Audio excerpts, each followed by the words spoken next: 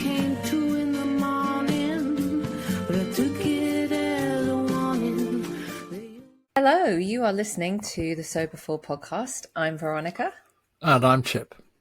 And welcome to our episode. We are going to be talking about pain management and sobriety, something that I've been kind of wanting to talk about this for a while, but it's been a while, Chip. I'm glad you're here. I know you've got a lot going on. And yeah, I've had a lot. I've had various various life things being thrown my way.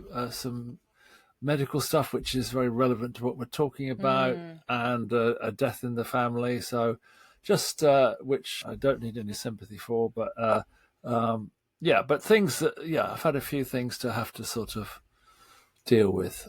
So yes, it's good to be back, heading towards episode 300, aren't we? Yeah, and heading towards 2 million downloads. Bloody hell. I know, it's extraordinary. That still blows my mind. This podcast has been going for 6.5 years now.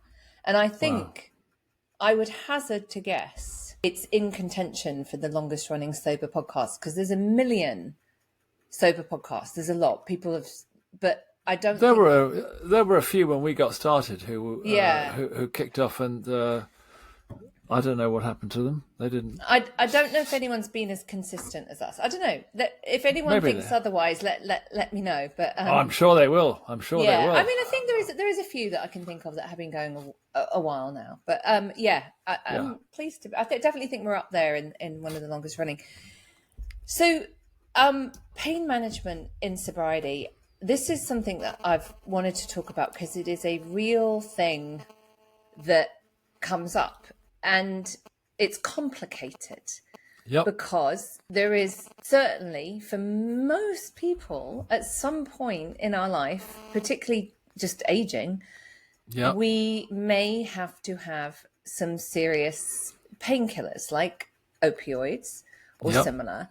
And there is a much bigger risk for us. Now, I just want to what's different about this? There is a group of people who were getting along fine, no real issues, had an injury of some kind, got addicted to opioids, and their addiction started from there. That's a different kettle of fish to what we're talking about, which is people who are in sobriety. Maybe it's alcohol, maybe it's drugs, maybe it's whatever. They're sober, and then there is a pain issue. So let's start with that, shall we? Okay, well, I've got definite personal experience of that, in that... how long was it? 15. So I was about 25 years sober, and I started to have trouble with my knees, which were giving me a lot of pain. And I tried everything. I tried acupuncture. I tried various things. And because in the UK you can't get a knee replacement until you're 60, I had to wait until that happened. But whilst that was happening, whilst I was waiting, the pain was really difficult. And as I said, I tried acupuncture, which was very good for a while. But then it was getting so the fact that I was pretty debilitated. And I should think in the last 3 months before my operations, I was on a smallish dose of codeine because I couldn't do anything if I didn't do that, but it was what was given to me by the doctor. He knew my history. I suppose the thing about my doctor's surgery is I've seen my file. It's got a red sort of line or some kind of indicator on it that says, do not give this person any mood-altering drugs. But, I mean, even with the length of time I've got, I've still seen that on my file. But when I had the operations, they said you're going to have some morphine afterwards. And there was a part of me that got really excited about the idea. I thought, oh my God, a legal relapse. This is going to be great. Really? Well, kind of. I mean, no, it wasn't. I mean, put it this way. I would be lying if I didn't think, oh, this could be good. Legal relapse. Right. I mean, I wasn't going, this is great. Bring it on, bring it on. Yeah. But I definitely had a sort of interest. This will be interesting. I can get stoned and it'll be fine. So I had the operations, and I suddenly realized why they tell you that you have to take morphine after the operation, because it is unbelievably painful. And they hook you up to this machine which dispenses morphine on a time loop. And I noticed on the second day, I was watching the time thing dripping down to naught when it would kick in again. But actually, I hated it. I absolutely hated it. I mean, I liked it for the pain because it did take the pain away. But of course, morphine doesn't just take the pain away. It also makes you feel stoned. It makes me feel, I felt those feelings that I thought I would enjoy, I absolutely hated. I wasn't in control of my brain. I wasn't in control of how I could think. I absolutely hated not being in control of my body. I projectile vomited. I just thought, my God, I used to pay money to feel like this, and it's horrible. It's horrible. I can't think straight. I can't sit straight, and I absolutely hated it. I mean, I had to persevere with it because, particularly with knee replacements, and I'm sure it applies to other kind of operations that have pain afterwards, is that if you don't do the physiotherapy afterwards, you might as well not bother to have the knee replacement, because you're not going to get any movement and you're not going to get anything like that. So, but I was aware that there was this process going on. Oh, this could be quite exciting. And then there definitely, I think there was a kind of pain, impatience, medication equation going on where it was painful, and I could see that the timer was ticking down, and I was going, come on, hurry up, hurry up, hurry up. I want it now. But then when it kicked in and I was getting very stoned, I really, really hated it, and I couldn't wait to get off it. So that was a really interesting experience for me, because I've often thought, well, it's certainly not that not that I've had that thought, but it actually completely put to bed the idea of, this will be great. This is going to be fantastic. And it wasn't. And so I'm about to I've been in quite severe pain for the last 4 or 5 weeks. I have been taking over the counter as high as I can over the counter medication, because I have been I thought it was sciatica. I found out today that I need a hip replacement. So you'll be doing it again then. You can't cut I'll be people up doing like that and not have them on opioids, right? It's just no, exactly. But there's a kind of there's a difference between, well, I like to think there's a difference between legitimate pain relief and the stuff that we're kind of probably going to be talking about today, where people can, well, we both know people who have, I mean, we were talking just before we started about how I've had clients say, well, I've got insomnia, and the only thing that works for me is alcohol. And so they sort of legitimize their use of alcohol because it helps them sleep, or it helps them with their anxiety, or it helps them with their depression, which is really, we've talked often about the fact that alcohol is a depressant. So to take alcohol for a depressant, and again, I know I've just said this to you, but I will often say to those people who are saying, well, I need it because of my depression, or I need it because of my anxiety, is okay, you go out now and you find me a GP, and you tell him or her that you can't sleep, and you come back and tell me how many of them prescribe alcohol to you for you to do that. But it's a very difficult thing, because pain is debilitating, and as I'm finding out and have found out, it's all consuming. It can be, it affects how I sit. It affects, how I drive a car. It affects, it kind of takes over, a bit like a drug, really, actually. It takes over your mind. It kind of, it preoccupies so much. Don't sit like this because that'll be more painful. Don't sit like this because that'll make it easy.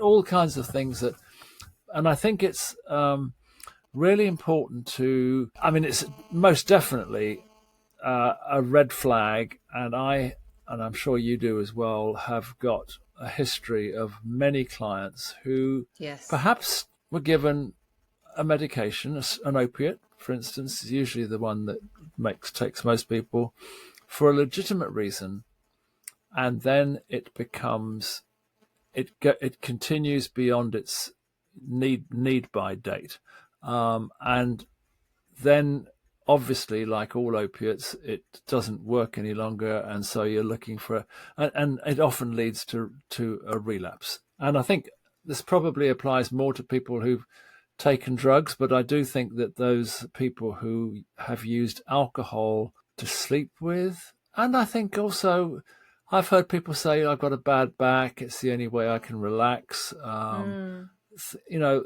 there is a real dilemma in the fact that people have kind of found a way to justifiably drink or justifiably take medication that actually has got no basis in reality at all, and it can get them into a lot of trouble. And I hope this podcast will sort of give people a heads up around, okay, what is appropriate to take? How am I taking it?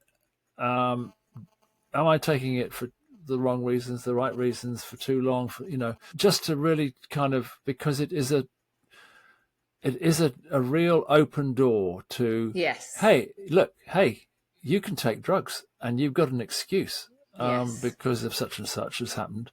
And for you to walk through that door and then sort of basically close the door behind you and off you go. And I think it can be very dangerous. Yeah, that's why I wanted to talk about it, because I had a friend who he worked for me, and he was like yourself, street heroin user, really bad. Got clean and sober, really got his life together, got married, and was hit by a car. I think it was a drunk driver, and really badly, and almost died. I mean, he was in hospital for a long time and was on opiates and ended up back on heroin. And I've heard that story quite a few times, and it's a tough one.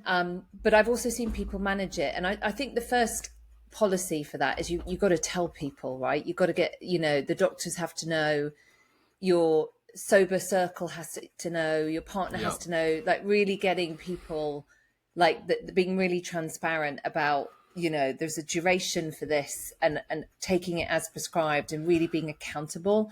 I think when secrecy comes in, that's when you're in trouble, right? That's when things could get go down a slippery slope. And the thing is, I'm wondering with you, Chip, if I'm wondering if you, because you were emotionally in a good place, the call of the opiate just no longer was like, I don't want to live not being present. I wonder if that, whereas wonder if you'd been in a really bad emotional shape, not plugged into your sobriety recovery circles, not taking care of yourself, it would have hooked you in. Do you see what I'm saying? No, I see it, and I see exactly what you're saying. And I think I was talking to somebody last night who was on top of that slippery slope, but was on their own, wasn't talking to anybody, wasn't owning up to what was going on, and they went down the slope. And I know that I think it was at my regular meeting last week or the week before, I voiced out loud, I am taking what I can, but my God, I would love to take something stronger to actually take away the pain, because that's the truth. I would love to, I would like something that actually worked. And,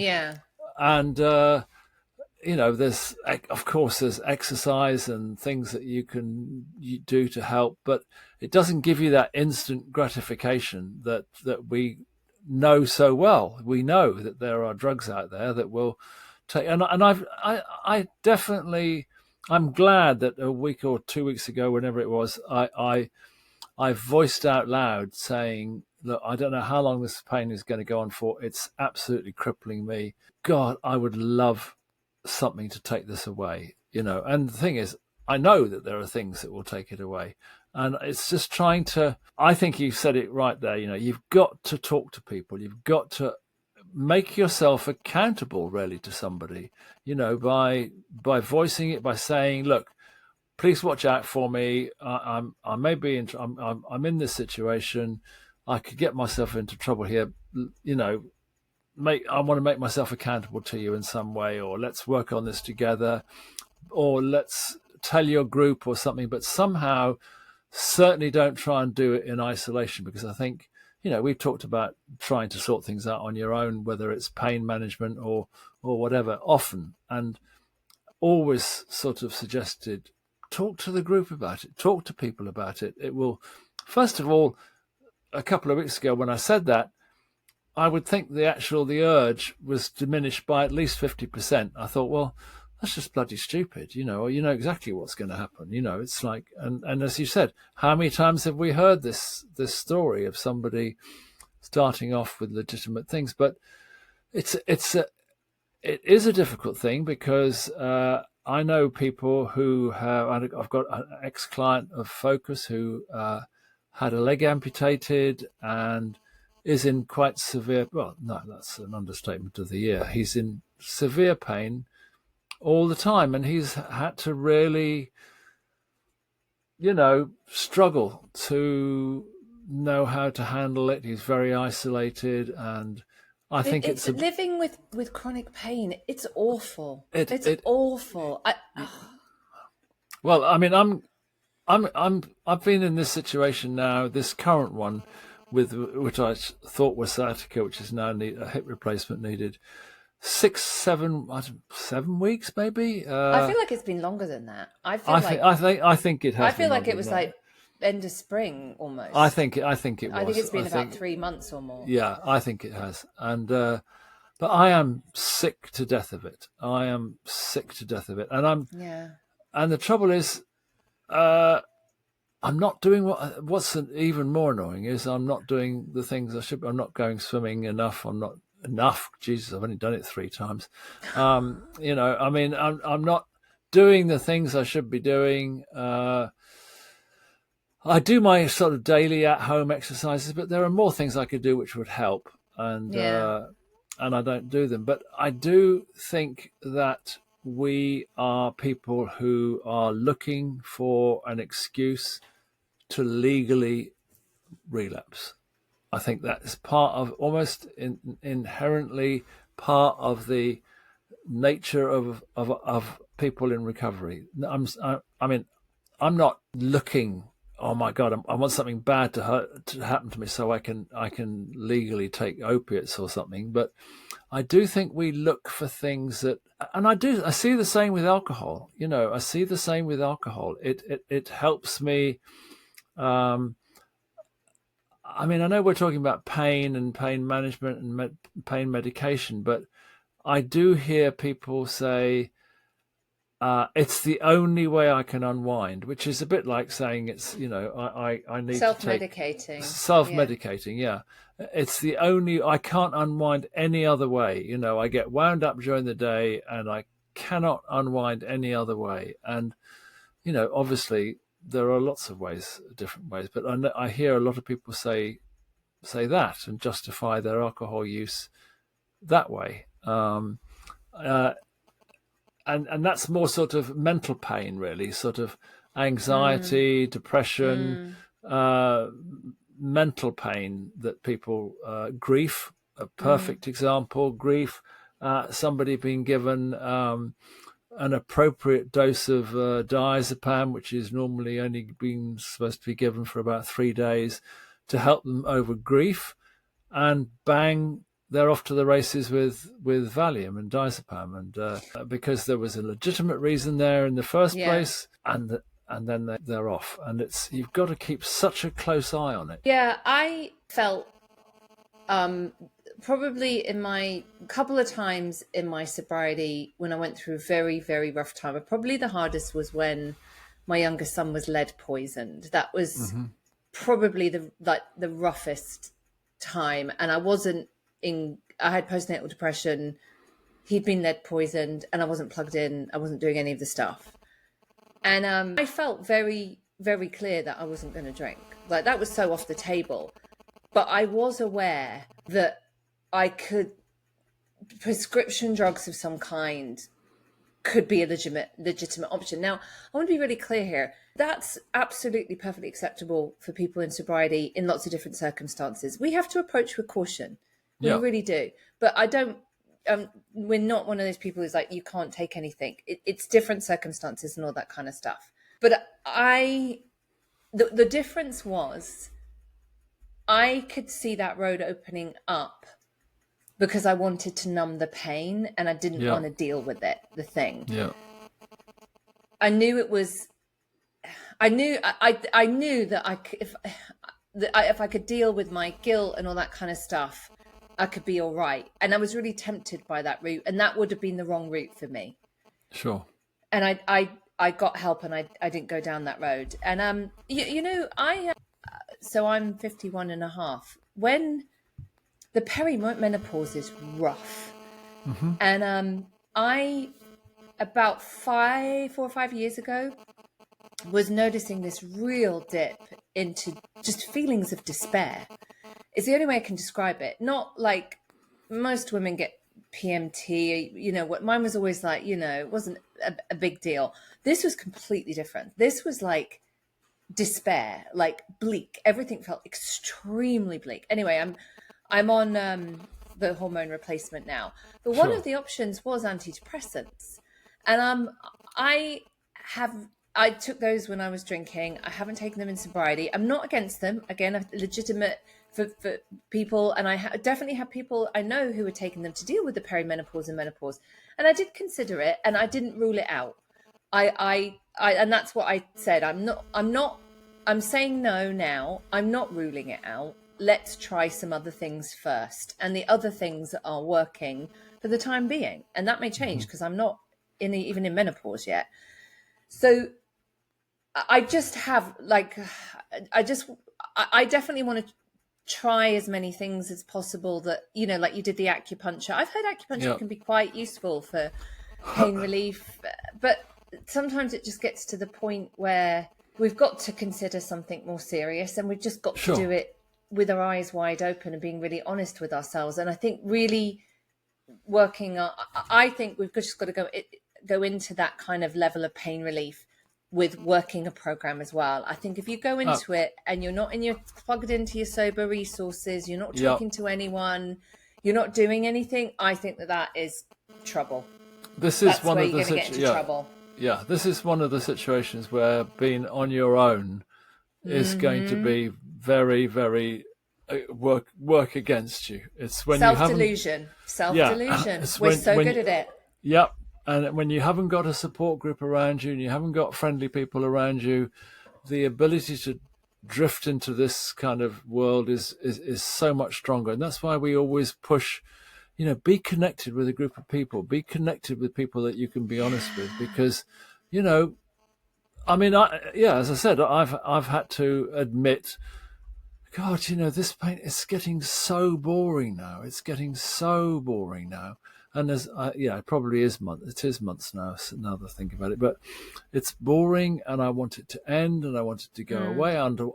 Most of all, I want to be back to normal. I'm getting tired of this kind of 10% version of myself that is operating in the world at the moment. So I do think that having people who understand, we come across this all the time. Make sure that you've got, that you haven't got people around you who, when you say, "Oh, well, I fancy a drink," they go, "Well, have one then. Nobody minds." You've got to have people around you who go, well, don't be silly. That's, don't do that. And the world is definitely divided into those people who kind of will completely understand that you shouldn't be doing that, and those who will go, oh, it doesn't matter, it's just a drink, it's just a pill or something, Yeah. And so Some people, that's a really good point, Chip. We have groups of people who are like, whatever, you'll be fine, and other people will be like, okay, let's just think about this, shall we? Right? Yeah. And those people see things very differently. That's a really good point. Yeah, because absolutely coming over the horizon is going to be cannabis use for pain. It's there already, and I got myself into an awful lot of trouble. Not that I said anything wrong, but just about warning people about there's a big difference between muscle relaxation you will get from smoking cannabis and a cure for that particular condition. There's a big difference. But I definitely think there's going to be, I'm beginning to see it over here. I think it's definitely happening in America.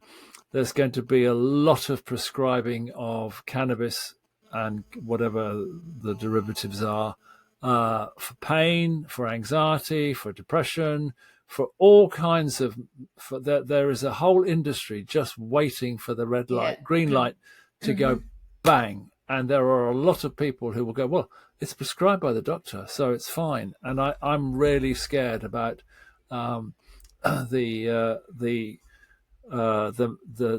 weed sort of train that is just coming over the hill, or whatever come over the hill.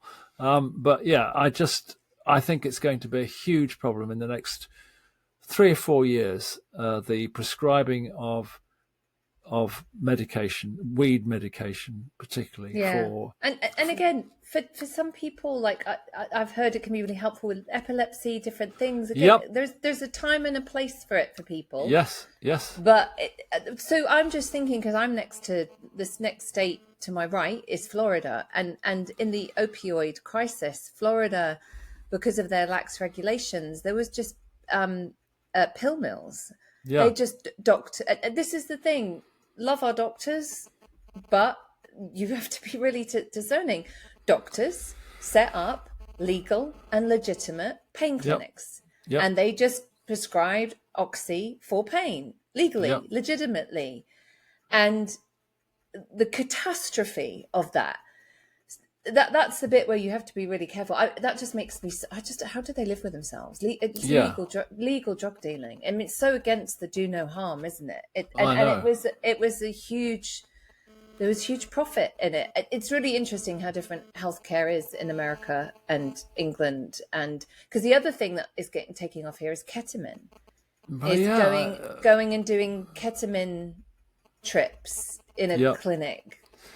Well, yeah, again, I mean, that's another thing that's beginning to happen over here, is that they are, my God, I can remember when this was happening in 1960 or 70 or so. There was 1 or 2 psychiatrists in London who were giving people small amounts of acid, small amounts of ketamine. I don't think it was ketamine there, but there were certainly small amounts of acid, in order to enhance or quicken the therapeutic process. And that is coming back with a vengeance now as well. And what's happening is that because there are clinics where, I have to say, in very, very controlled environments, clients will be given a small dose of ketamine or a small dose of hallucinogenics, very small doses, in order to enhance somebody's access, somebody able to access their therapeutic issues quicker. And I have seen examples of that happening. But what happens is that gets translated into the public and onto the street as it is fine to take ketamine. It's really healthy to take ketamine. It's really good to take acid. And let's take acid, because it's really, really good. You can access all sorts of things about yourself. And I think that's where you can get yourself into real trouble there. And I think there's a big, I'm actually, now that the more I think about it, I'm really glad we're talking about this, because this is going to be a massive problem within the next 3 years about people being able to legitimately take strong mood-altering chemicals prescribed by their GP, and that prescribed by the GP is a wonderful, wonderful way of legitimizing it. These pills, they've been prescribed to me. So there was nothing I could do about it. I went, and next thing I knew, they'd prescribed marijuana. I couldn't do anything about it. And, and it's all, and I think it's going to be very problematic. I mean, you've obviously seen it over there with Oxy and stuff like that. And fentanyl's beginning to happen over here as well. But this, where we can go, is my pain unbearable? Not like it's not the unbearable pain you felt when I had my knees replaced. That was very, very tough. It's very painful. It's very, very irritating. It's very, very annoying, but it's not unbearable.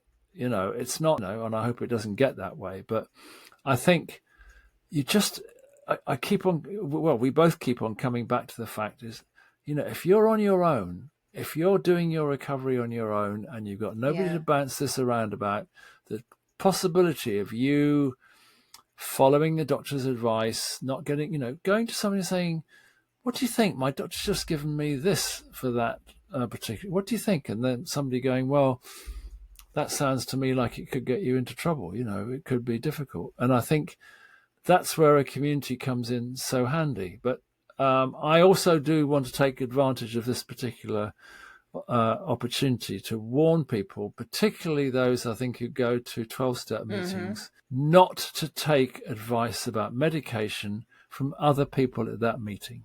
Yes. Take advice about medication from a GP.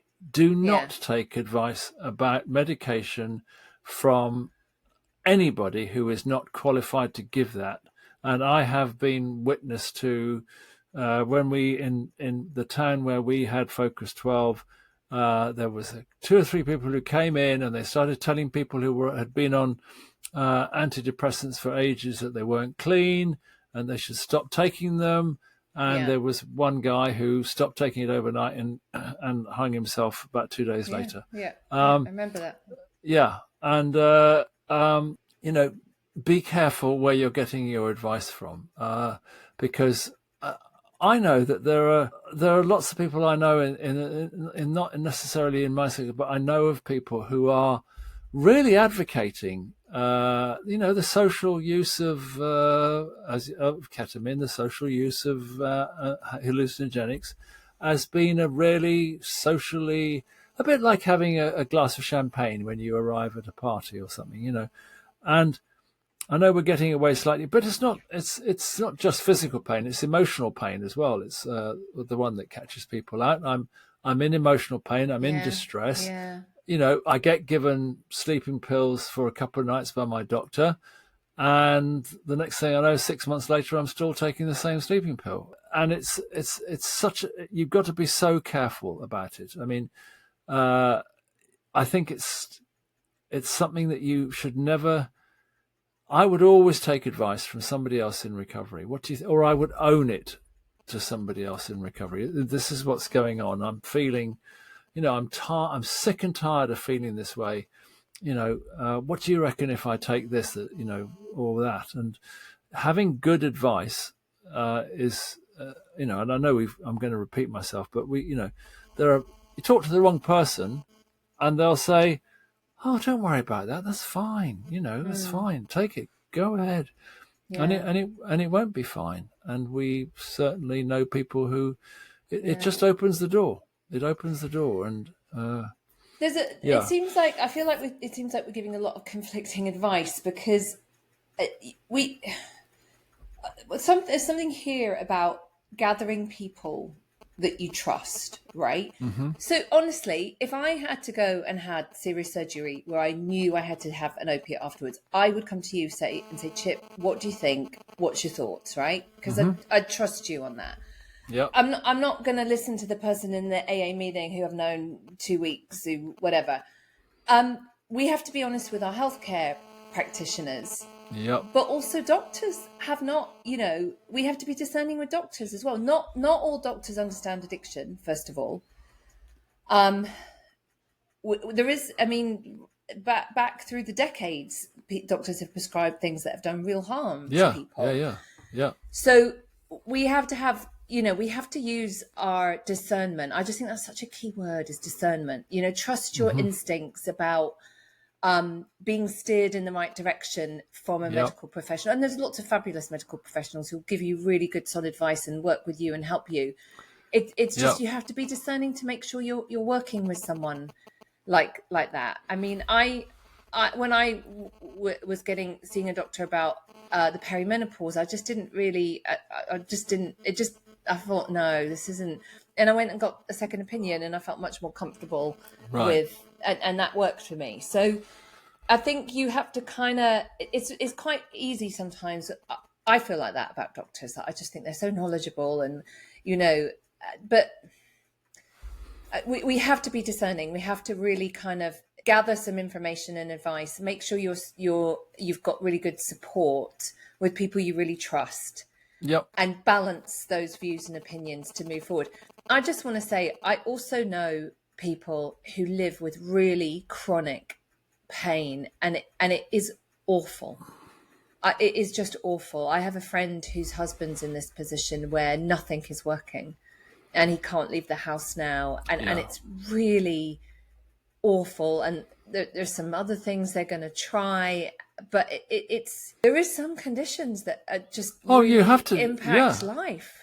No, I mean, and I'm glad you sort of pointed out that that what we're saying might get a bit sort of have two interpretations, because we are not saying do not take medication for pain. We're not saying that at all. No. There are circumstances when you need to take it in order to be able to just operate, in order to be able to sleep, in order to be able to do whatever it is. It's how you manage it, and particularly how you manage the end game of it, because there are plenty of situations where you will be given a strong opiate, for instance, because of an accident, because of pain, because of something or other, and it's perfectly legitimate to take that medication. The trick is, how am I going to manage the ending of this? Am I going to just keep on taking it because I got a prescription for it, or am I going to work an ending with this so that I go back to how I was before, because I was fine before, and then this thing came along that caused me some pain. Now, for some people, that pain may be continuous, and of course, I would never say to anybody, "Oh, well, suffer." Yeah. Pray on it. Pray on it. Yeah. Hand it over. Because that would be ridiculous. I think what I'm trying to say is, it's a danger. You've got to be super careful. Yes. And facts, information, conversation, discernment, people you trust. That's how you approach it. Do not go into it just on your own. I think that's the biggest thing. Yeah, I think so too. And make sure, I mean, there are one or two. I mean, I think in this country, I think it takes 5 years to train a GP, and they get a day. They used to just get a day. I think maybe they get 2 now on substance misuse, which must be one of the biggest problems that walks through their doors.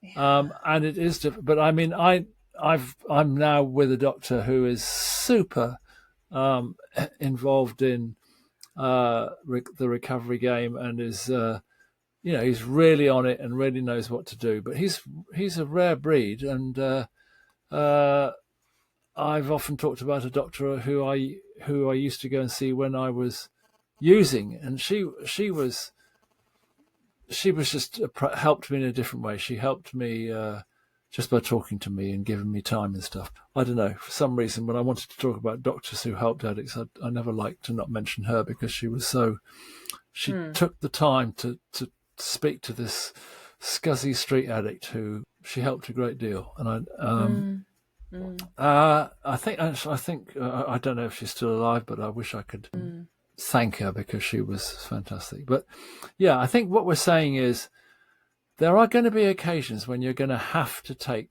pain Yeah. medication. There's Yeah. no question about that. If you Yeah. get through life without that, you're going to have to, you know, it's how you manage it. What's Yeah. your end game? What kind of Yeah. advice are you getting from, and who are Yeah. you getting that advice Yeah. from? And Yeah. if you're getting advice from bricklayers at meetings, not that there's anything wrong with bricklayers at meetings, but they're not the people to give Yeah. advice about medication from. Yeah. And Yeah. there is a little group of people, certainly in NA, and I think maybe in AA as well, who are kind of purist disciples and will say that anything you take, antipsychotic drugs and things like that, is you're not clean, and that sort of thing is very, very dangerous. And I would really be on your guard against that. But Yeah. it's I think what the purpose, I think, of this podcast episode is, it's going to probably happen, and the older you get, the more likely it is to happen. But when it does, be it physical pain, emotional pain, mental pain, same sort of thing, I guess, but just be on your guard. Just make sure that you are managing it properly, appropriately, with the right advice, as you said. But because we are different from other people. Yes, we are different. Like, this is not the same situation as my husband. Like, my husband had his prostate out and was on something, and it was hilarious. It was hilarious. Honestly, I just laughed for 48 hours. He was so funny, and like, because and then he was back to his normal self. We are not like other people. Like no. He was a straightforward, he had his operation, he had his, medication, and he was, there was no issue. We're just not like other people in this regard. And we just have to keep that in mind, I think. Yeah, that woman, Blom, who I used to work with, you may have met her. She said to me once, she said, "Chip, I've got a terrible headache." And I said, "Well, take an aspirin." And she said, "How many can I take?" I said, "I don't know, 3 or 4, I think, knocked back." And she said, "But it says only take 2 on the packet." I said, "Oh, and she was so frightened, because I said, "I'll take another 2, it'll be all right." I was very glib about it. And, she said, "Do you think it'll be all right? Do you think it'll be all right?" And that sort of person to me is just like the freaks, It's like, are you kidding? Got a headache? Take an aspirin. It's so funny, right? So I've never had to have an opiate. Hopefully, never will. But when I abused Valium a lot, Valium and diazepam. Right. And I just pop them like M&Ms. Yep. And when I had IVF, you have to take a Valium, and I can't remember if it's at the egg retrieval or the embryo implantation. I can't remember. It's one of those things, because it softens the uterus. Yep. And I was and they give you all the medication, and there's just one Valium, and you have to take it like an hour before the procedure. And I was a bit nervous about it, but I was sort of the same as you. I was a bit like, ooh, how's this going to be? Absolutely hated it. Absolutely was completely loopy. Just completely like, how did I function on the caffeine, nicotine, 5 or 6 Valium, bottle of wine, nothing. One Valium, I was loop to loop, and I hated. It was an interesting experience, because I hated being disconnected from myself. Yeah. In a way that I'd been for years. Like, visiting that place was horrible, and I never wanted. I was like, oh, and I had to do it twice, because I did 2 rounds, and I hated it.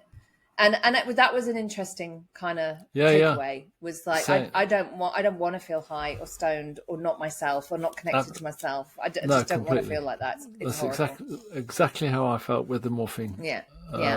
It's like, no, I did not like that feeling at all. No. Thank you for listening, and we really, our hearts go out to you if you are in chronic pain. I realise that's tough, and I just want to keep looking for solutions and resources. Stay plugged into your recovery community, and we'd love to get your feedback and experiences on this. And please make sure you like, follow, subscribe, all the things to the podcast, and we'll be back next week. Take care, everyone. Thanks a lot, everybody. Bye-bye.